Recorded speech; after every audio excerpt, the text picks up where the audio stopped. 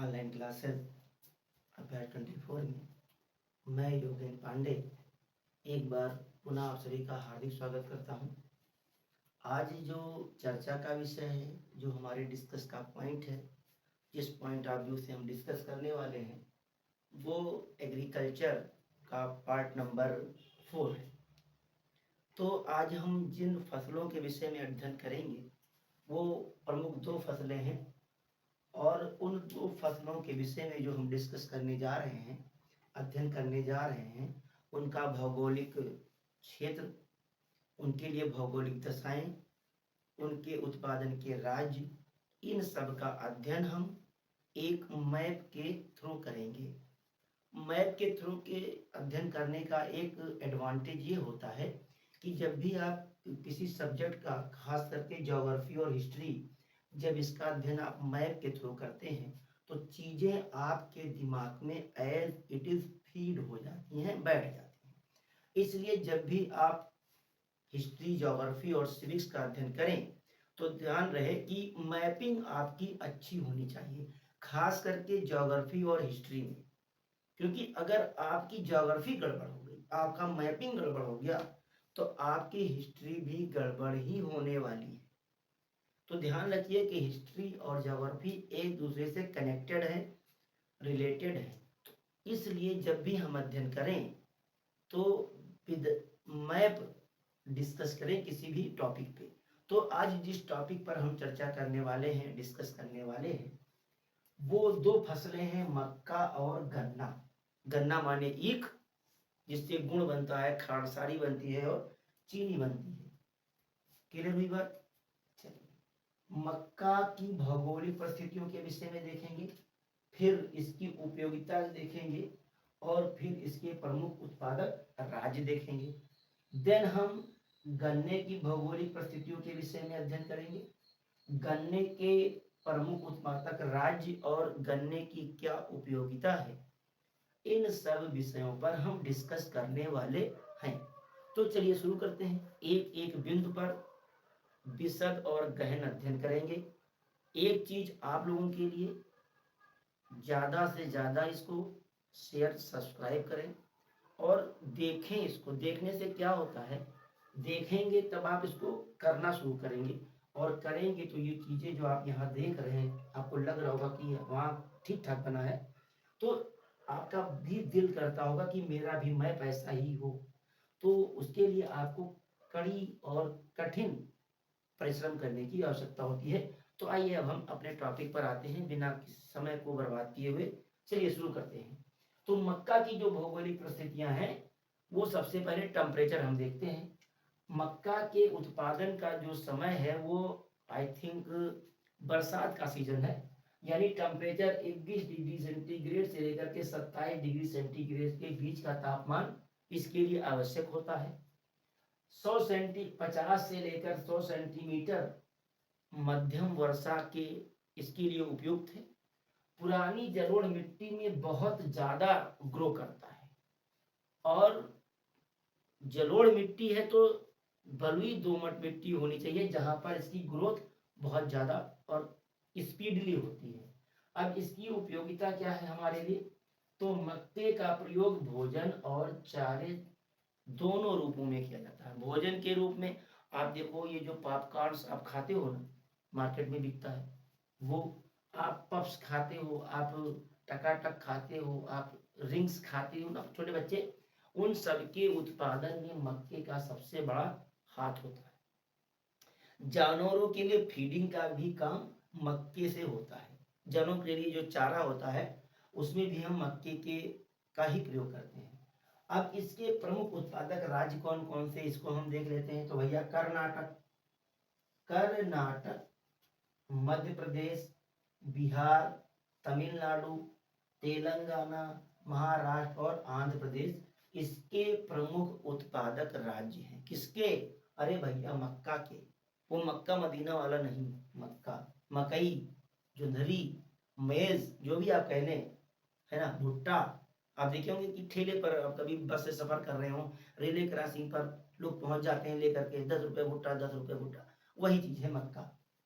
गन्ना की भौगोलिक प्रसिद्धि, अब थोड़ा गन्ना के विषय में डिस्कस कर लें। लगभग उत्तर प्रदेश का हर व्यक्ति गन्ने के विषय में वाकिफ है। तो हम गन्ने के विषय में देख लें कि गन्ने के उत्पादन में हम कहाँ पर, पूरे वर्ल्ड में गन्ना उत्पादन की स्थिति में भारत दूसरे नंबर पर आता है। पहले नंबर पर ब्राजील आता है।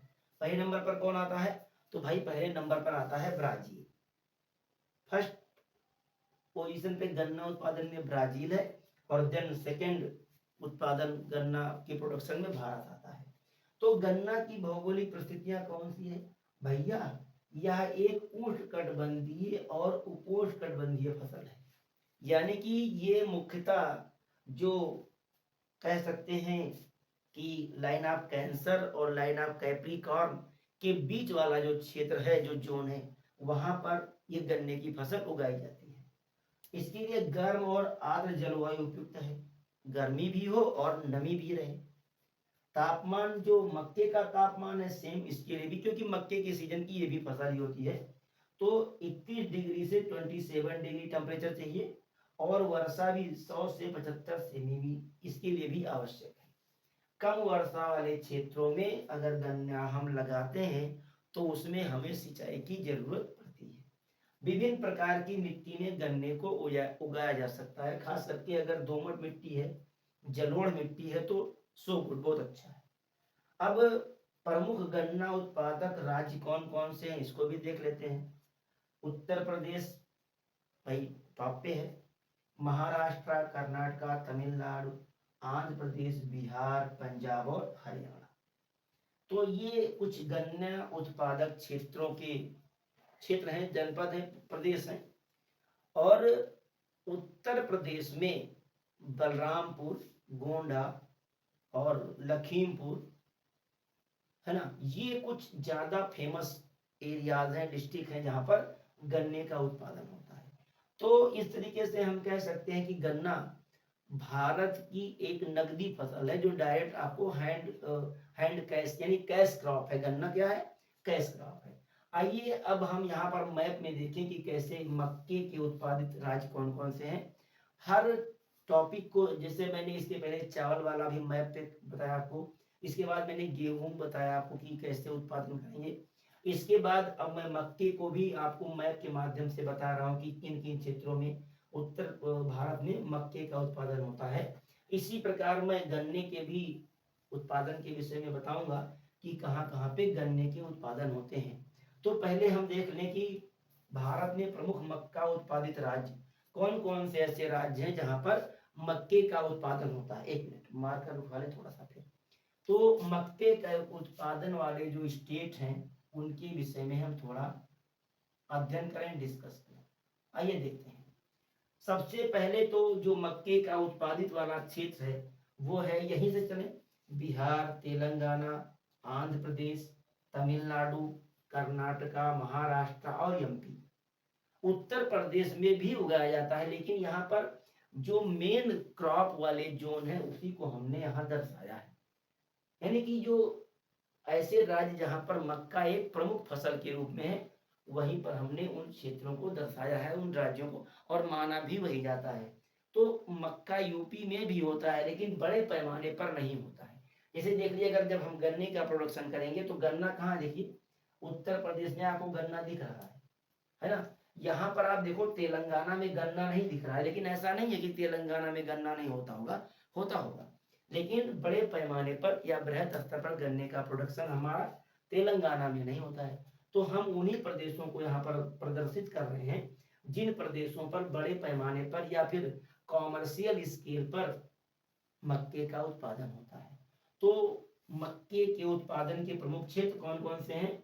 एमपी, महाराष्ट्र, कर्नाटका, तमिलनाडु, आंध्र प्रदेश और तेलंगाना और बिहार। एक बार फिर देख लें, प्रमुख मक्का उत्पादक राज्य बिहार, तेलंगाना, आंध्र प्रदेश, तमिलनाडु, कर्नाटका, महाराष्ट्र और मध्य प्रदेश। तो आई थिंक चीजें आपको समझ में आई होंगी, और मैप के थ्रू पढ़ेंगे तो चीजें अच्छे से आपके माइंड में सेट हो जाएंगी। यहां से दो ही क्वेश्चन आएगा, लेकिन आएगा तो सॉलिड नंबर आपको दे करके जाएगा।